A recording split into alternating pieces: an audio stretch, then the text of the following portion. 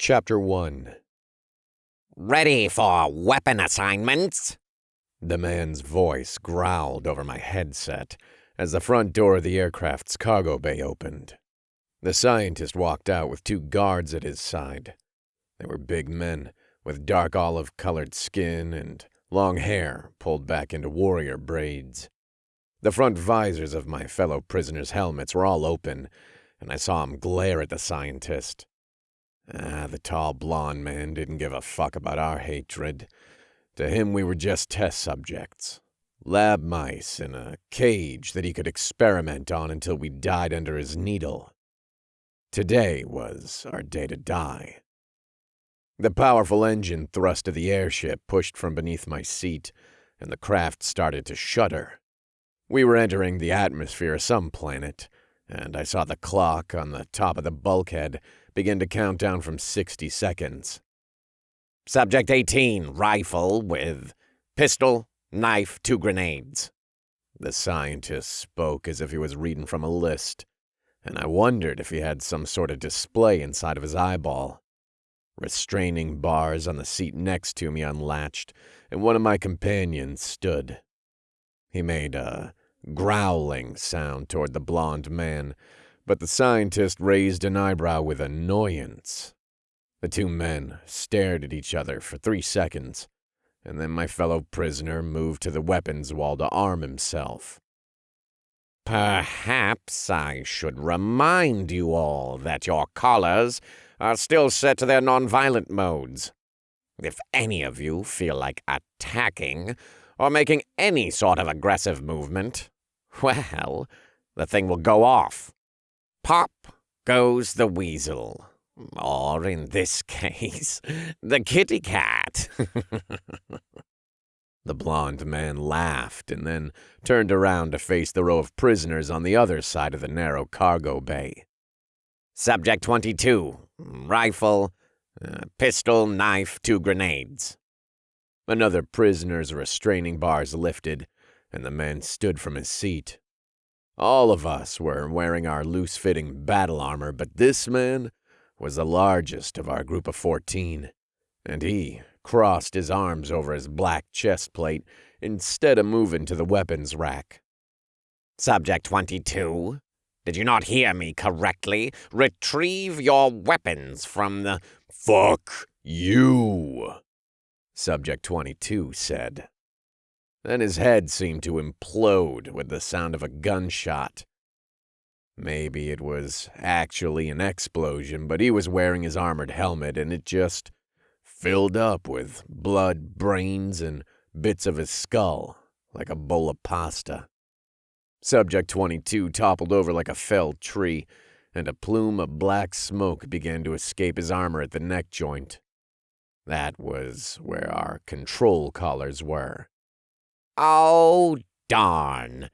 I forgot to tell you all, the scientist said as he spun around in the cargo bay. These collars consider foul language an act of aggression, so maybe you all should just do what I fucking tell you unless you want to die like Subject 22. None of my fellow prisoners spoke, but I started to fantasize about ripping my restraining bars out of the bulkhead wall, smashing the two guards into puddles of red goo with the pieces of titanium, and then ripping open the scientist's throat with my teeth. My fangs would pierce his flesh and muscles, just like his needles had done to my DNA. I'd feast on his agony, just like he had relished torturing me for the past 2 years. It was my animal talking, but I didn't know if it was my human animal or the other animal. The other animal that this fucking scientist put inside of me. The blonde man read the next subject name off of the list, and the next and the next. Finally, I was the only prisoner seated, and the asshole moved to stand in front of me. Adam, he sighed. Oh, sorry, I mean Subject 2. This is your 31st sortie. Oh, I just can't seem to kill you. Whatever shall I do? Oh, I know. You have point. Shotgun, pistol, knife. Oh, and how about a smoke grenade? That should do you fine. The bar released from around my chest and neck. I thought about diving toward him. I thought about breaking his flimsy-looking neck with my big hands. I thought about crushing his face with my knuckles and grinding his bones with my teeth. But I'd been around for long enough to know that I wouldn't be able to lay a finger on him before the collar would kill me. Even thinking about it right now was probably giving the device all sorts of warning signals. Well, hurry up now. The team needs its point, man. He gestured to the equipment rack. I moved over to the wall of weapons, grabbed the single smoke grenade, 20-centimeter-long knife, and 50-caliber pistol. There was only one shotgun on the rack, but there were 4 more rifles. Every sortie I'd ever been on or heard of always ended the same way for the prisoner that was on point. They were the first to get filled with bullets or lasers or whatever other weapons our enemy of the day was using. No one ever came back from using the shotgun on a mission. Let's go, Subject 2. The sound of the aircraft's engine filled my mind, but the scientist's voice was now coming through the speaker on my helmet. I grabbed the shotgun, checked to ensure the drum magazine was filled with ammo, and then attached 2 more of the drums onto the belt of my armor. Fuck it all. If I died today, at least I wouldn't have to worry about this asshole experimenting on me anymore. This mission is slightly different from the earlier ones you all may have been on. The target is a megatower, about 3 kilometers to our north. Your helmets will highlight the buildings as you descend, enter through the roof, and go to the 10th level. Once you are there, the hacking team will interface with your armor to open the security doors. We are looking for a biosample contained within the labs there. Once it has been retrieved, you will rendezvous back on the top of the roof where this aircraft will pull a flyby pickup. Eliminate all resistance to your mission. Are there any questions? So, this is just a smash and grab, not a search and destroy? Subject 18 asked. Yes. Follow Subject 2. When he dies, move up numerically for your point man. I had to bite my tongue. This fucker expected me to die. Maybe he'd gotten bored with me. I'd been his first, second, actually, and I'd never broken under his torture. It probably pissed him off that he'd never seen me beg for my life like all his other playthings. Engaging callers. Prepare yourselves for half shift, the blonde scientist said over our headsets. The back ramp of the aircraft began to lower at the same time as our collars engaged with pheromones. I could have turned on the transformation at any time without the collar on, but the steady trickle of drugs that the device delivered into my neck controlled which phase of my mutation I stayed in. The scientist didn't want me changing when it wasn't useful to him. The first painful sensation that came to me was in my spine. It felt as if I was growing taller, and I was. I gained a half-meter within a few seconds, and I heard a few agonized groans from the other prisoners echo through my headset. My muscles began to enlarge. They twisted, thrashed, and tried to leap from my skeleton, but my skin kept them from escaping the agony pouring through my blood. The pain of my transformation also brought a feeling of euphoria. Unlimited strength seemed to fill my arms, legs, and chest. It felt as if I could bend the shotgun into a 90-degree angle. But I kept my desires in check. I'd need the gun, if I planned to stay alive. I didn't see the fur, but I felt it explode from my skin and fill the remaining spaces between the armor. My jaw widened with my skull, and my old teeth were forced out of my gums by 6-centimeter-long fangs. I never had access to a mirror, but I knew what the other prisoners looked like when they changed their forms, and could guess what I looked like. A walking tiger in black carbon-plated military armor. My eyesight, hearing, and sense of smell were always the last to change. Even when I looked like a human, my senses were still heightened, but when the collar forced me to shift, I could smell a drop of blood 200 meters away, hear a whispered conversation at 100 meters, and see in absolute darkness. I could also heal from most wounds in a few seconds, except if a bullet managed to penetrate my helmet. There wasn't any healing from having a brain ventilation. The ramp to our aircraft finished its descent. Well below us lay the endless lights of a megacity. I had no idea what planet we were on or what city we were floating above, but I never did. I just knew the agony of tortured experiments and the brief moments like this when I could take my rage out on my enslaver's enemies. Go! The scientist shouted at me as he gestured out the ramp and to the night sky. I ran to the edge of the ramp, and I leapt from the craft. The city was larger than I'd first thought, and the expanse of megatowers, lights, and structures spread out for as far as I could see in all directions. I heard the growling of the other prisoners fill my headset as they jumped. I guessed we were about 3,000 meters in the air, and I felt the wings of my armored suit expand out from my underarms to connect with the matching joints on my leg. They wouldn't act as a parachute, but the devices would let me fall with the accuracy of a sniper rifle, and I could open up the parachute when I was over the target. Freedom, if just for a few moments. There was no weight, no pain, no fear of being tortured or shot or poked with needles. There was only the roar of the wind, the blackness of the sky, and the ocean of city lights below me. I could live here forever, but I'd never be able to. The collar around my neck made any dream of real freedom impossible.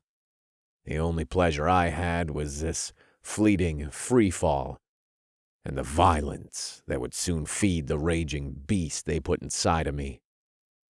As I thought about the mission, a flashing blue arrow appeared in the far distance. I angled my body in that direction and felt the wind fight against the wings. It took me a few seconds to get the feel of my falling rate and adjust the angle of descent, but soon I was plummeting toward the destination like a missile. Subject 2. There will be auto turrets on the roof of the building. They probably won't pick you up, but prepare for evasive action. A woman's voice came through my helmet and cut through the sound of the wind howling past my head. It was the same woman who gave me orders during all of these missions, and I didn't know her name. Building ahead. Change your angle to the right by 4 degrees. She instructed, and I turned my body a bit so the dial displayed on the visor of my closed helmet pointed where she indicated. The megatower wasn't the largest structure in the massive city's sky, but it was very wide, and I saw space for a dozen VTOL craft to land. The visor on my helmet highlighted the auto turrets, but I could see them pivoting slowly in a circle instead of focusing on the group of descending super soldiers. Prepare for chute deployment in 3, 2, 1. The female voice said as I plummeted toward the roof of the giant building. As soon as she finished counting, the parachute deployed out of the back of my armor. It was an ultralight, super-thin razor cloth chute, which did little more than slow my fall to something that wouldn't turn my body into pudding. The fabric deployed only 15 meters above the roof, and it yanked me from the dive I had aimed past the building like a rubber band snap. My legs screamed when I landed, and the shock reverberated up through my spine and into my skull. Had I been a normal human, the fall probably would have killed me. But this impact was just another drop of pain in my pool of agony, and my beast healed whatever damage had been done to my legs in a matter of seconds. A beep sounded through my helmet, and I saw the alert on my visor indicate my chute had been released from the back of my armor. The material would disintegrate in a few minutes and leave no trace that we had ever been here. Well, there would be no proof of our presence except for the mountain of bodies we were about to leave in our wake.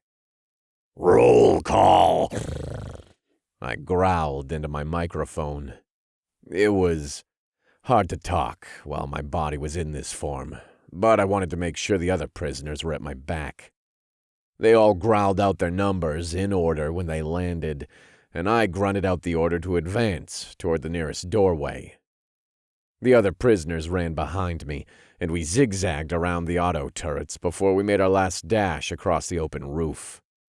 The doorway looked to have an electric lock panel on the outside, and the female voice ordered one of the other mutant tigermen to place his helmet cable into the drive slot of the thing. He did so, and the door dinged into an unlock mode some 10 seconds later. Subject 2 goes first, the female voice instructed. Subject 18 opened the door and then covered the top with his rifle while I swept my shotgun into the hallway of the mega tower. I didn't see any security guards from my angle, and I sprinted down the drab gray hallway to the next corner. Make this right to proceed approximately 80 meters. There will be another hallway on the right where there is an elevator. Expect guards there, the woman said in my headset. Got it, I growled as I ran down the hallway. There were dozens of closed gray doors, but no one came out of them to interrupt us.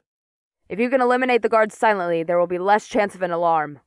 Maybe you should have given me a pistol with a silencer then. It was hard for me to make the G sound without elongating the word into a growl. That sounds like insubordination, Subject 2. The woman sighed. I wanted to scream at her across my headset, but I knew it would just end with my death. Instead, I just focused on my running speed, and then readied myself for the guards who were probably waiting around the corner. Before prison, I had loved to run, and my powerful legs now carried me twice as fast as I could have ever hoped to sprint as a human. I hung to the left side of the hallway, and then cut a hard right to turn into the tunnel where the woman indicated the elevator would be. Sure enough, 2 armored guards were waiting there. The pair weren't ready for my arrival, and they wore soft-looking body armor that might only stop small rounds. The men spun as I bounded toward them, and they began to reach for their pistols. I threw my shotgun at the head of the guard on the right.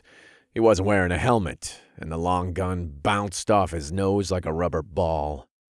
My left hand swung out a half a second after I threw the gun, and my claws extended from my fingertips, pierced through my thick gloves, and slashed across the throat of the guard on my left. He tried to scream, but my attack had separated his vocal cords, esophagus, and most of his neck with a spray of red that coated the hallway. The first guard was rocking back from a broken nose, and I caught the shotgun as it bounced back to me. My furry fingers grabbed the weapon in the correct places, and a quick twisting movement smashed the butt of the gun into the man's skull. A loud, wet crack sounded, and the guard collapsed to his feet with a broken cranium. He was probably dead, and I grabbed his security card before my fellow prisoners rounded the corner. Good job, Subject 2. The female voice said through my helmet. Take the elevator down to the 10th floor. Biosample is on the north side of the building, opposite where the doors will open. Bring the sample back to the roof for extraction. Do not damage the sample, the voice warned. I slid the security card across the control panel of the elevator and then hit the call button. Subject 18 elbowed me gently, and then he nodded at the ceiling. I followed his yellow eyes and saw the security camera globe at the corner. "Let's hope they aren't paying attention," he growled to the rest of us. "They are. Get ready," I warned as the elevator doors opened. The team of superpowered tiger men packed into the elevator, and I hit the button for the 10th level.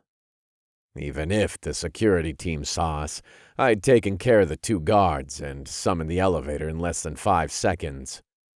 The elevator car we were in was practically plummeting toward the 10th floor in a free fall, and I doubted our enemies would have time to prepare a welcoming committee for us. Hell, they'd probably need a supervisor's permission to stop our elevator car. The free fall began to slow, and I saw that we had reached the teen levels of the building. 2 seconds later, the door to the 10th floor opened, and I jumped out of the lift. Right into a group of 30 guards. They were ready for us. I didn't know how the guards had assembled so quickly. Well, maybe they'd actually seen us land on the roof and decide not to raise the alarm. Or maybe they'd known when our aircraft reached this planet and planned to let us make it this far. Either way, the world around me seemed to slow to a crawl, and I threw myself to the side while I shouted out a warning for the other prisoners. Bullets screamed from the enemy guns like thunder. My visor cracked with a hit, my helmet snapped back, the air exploded out of my chest, and I felt my leg twist when dozens of bullets peppered me. One hit my collar. I already thought I was about to die when I exited the elevator, but the strike to the collar made me gasp again. I prepared for my existence to end, but instead of an explosion of darkness caused by the device giving up its life, I just landed on the gray tile floor. This level had an open floor plan, and the only cover was a small brick wall that wrapped around the perimeter of the place at waist level. I managed to crawl behind this barrier before anyone else could shoot me, and then I glanced around to get a better bearing on my position. The group of enemies were behind me. They'd set up a synthetic barricade and were shooting into the elevator. A few of my companions had made it out the doors and found cover behind the short wall, but the rest of the team was pinned in the lift car, or dead on the floor of the room. A few of the guards noticed me peeking over the wall, and they turned to fire on me. I ducked down below the rim and reached for my smoke grenade while the bullet smashed into the stone next to me. The grenade pin came out with a snap of my finger, and then I counted for 2 seconds before I tossed it over my head. I heard the guard shout with a warning when it bounced next to him, but I didn't bother to look and see exactly where the grenade landed. I was too busy crawling away from my old position. I'd been lucky, and my armor managed to catch the bullets. Even if I had gotten shot, I probably would have healed through the damage, but the injury would make me move slower, and speed was a crucial component of any gunfight. Or at least it was for this one, since it only took me a handful of seconds to crawl about 50 meters and circumnavigate the pack of guards. The group of armored security was backing away from the gray smoke of my grenade. They hadn't realized I was no longer in my earlier spot, and I guessed that they must have assumed I was injured and couldn't crawl. All of their backs faced me, and they seemed to be focusing their fire on my old position, as well as 2 other spots on the opposite side of the room.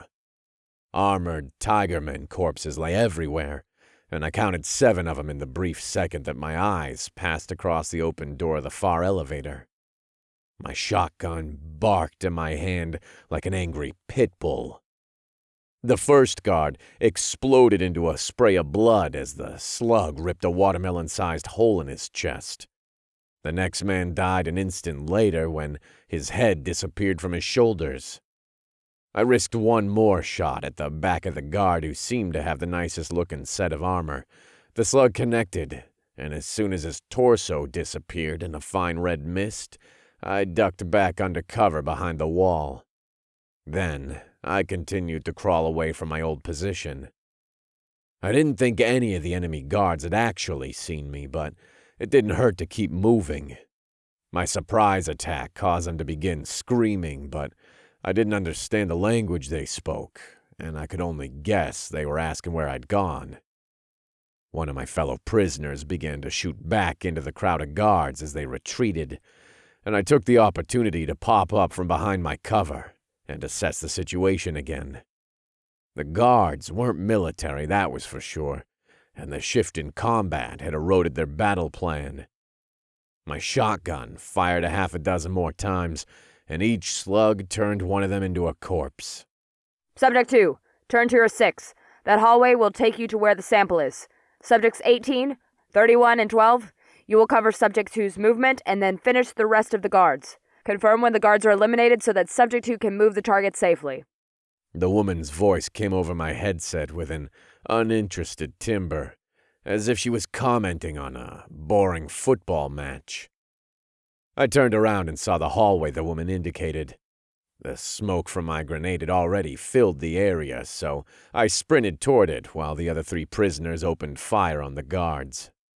The crack on my helmet visor was skewing my vision a bit, but it was more of an annoyance than an actual handicap.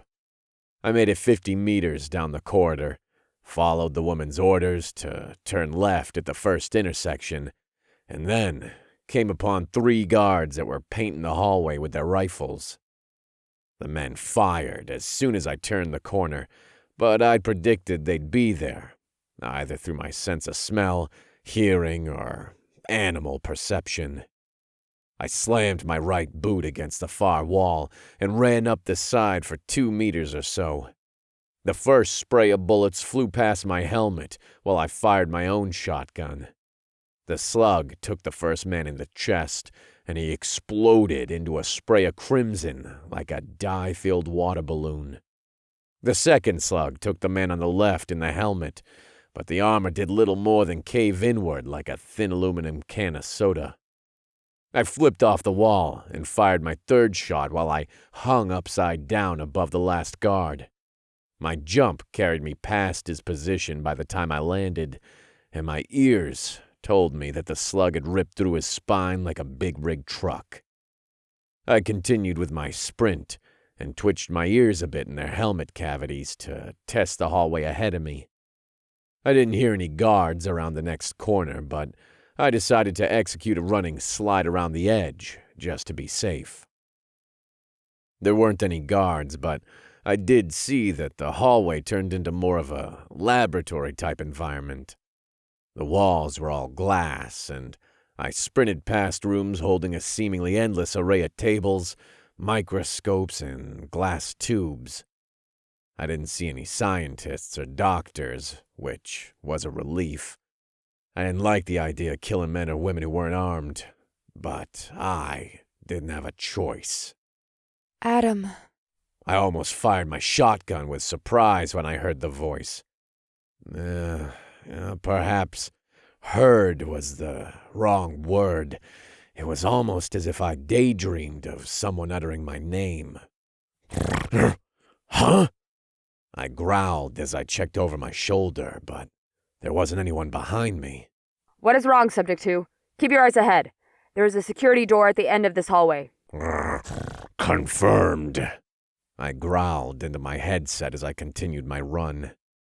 The woman had been correct, and I saw a massive metal door up ahead. Insert the terminal wire from your helmet, she instructed. I unwound the meter-long cord from my helmet and plugged it into the terminal port of the door's keypad. The door looked like something out of an old movie, with an actual bank vault-type wheel I'd have to crank open once they'd hacked the keypad. The security on this door is robust. Please hold for a minute, the woman's voice said over my headset. I don't have a minute, I growled as I looked behind me. A group of 6 guards turned the corner at the far end, and I swung my shotgun toward them. I didn't want to be tethered to the side of the wall while the woman hacked, so I ripped off my helmet with my left hand and fired a burst of slugs toward the guards with my right. The hallway was incredibly long, I guessed 100 meters or so, but I'd always been a good shot with any of the weapons my captors gave me. My first slug took out one of the far guards with a hit to the stomach. My second took another in the shoulder, but my third went wide and made a fist-sized hole in the wall above their heads. The 4 remaining guards jumped back behind the corner, and I dove away from my helmet so that I could go prone. I fired another few shots at the end of the hallway when one of the guards stuck his head out, but I didn't think I hit anyone with the shots. I definitely turned the wall and corner into Swiss cheese, so I figured the men might consider retreating a bit. Adam, please help me.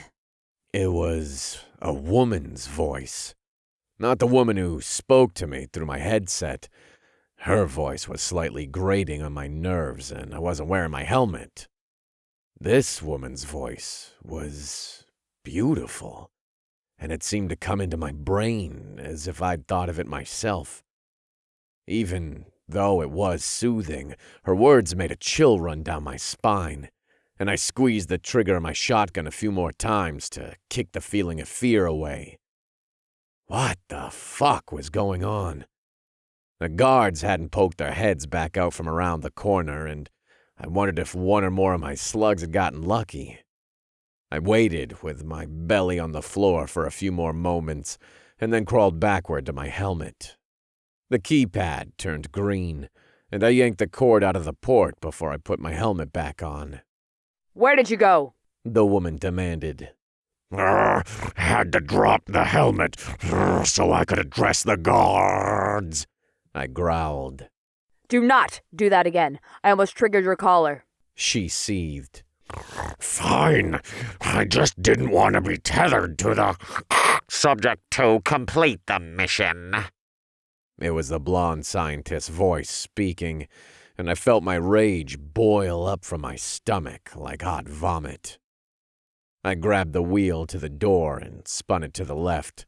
I heard a bunch of locking mechanisms inside of the thing shift, and then a loud clicking sound when I reached the end of the spin. The door was lighter than I expected, probably because of the giant hinges I saw on the inside of the door when I swung it open. Proceed with caution, Subject 2. There might be automated security measures inside of the storage vault. The woman said through my headset. Help me, Adam. I've turned off the security. Only you can. Guards are eliminated. One of my fellow prisoners growled through my helmet.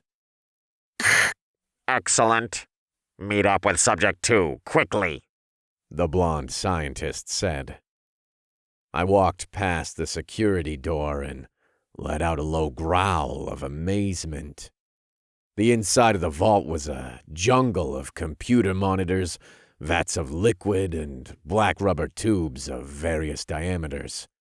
The rest of the building had been immaculate, sterile, and organized, but the inside of this vault looked like the innards of some sort of cyber monster. Adam. The voice panned between both of my ears with a dizzying effect while I stepped over a meter-wide piece of tubing. The strange woman's voice did seem a little louder now that the door was open, as if the voice was coming from inside of the vault as well as inside my head. The room extended back farther than I expected, and it became apparent that there had been some sort of struggle inside of the room. There were tipped computer monitors, broken tubes leaking a salty-smelling mixture of liquid, and scattered wires where a path once was. I continued to move through the chamber and expected either the blonde scientist or woman to make a comment through my headset, but neither of them did, until I reached the bio sample. What is this? I asked as soon as I saw the giant tank at the back of the room. It was maybe 6 meters tall and 3 meters in diameter. It was in the shape of a cylinder and filled with the same hazy liquid that dripped onto the floor. Ah, there was also a naked woman inside of the tank.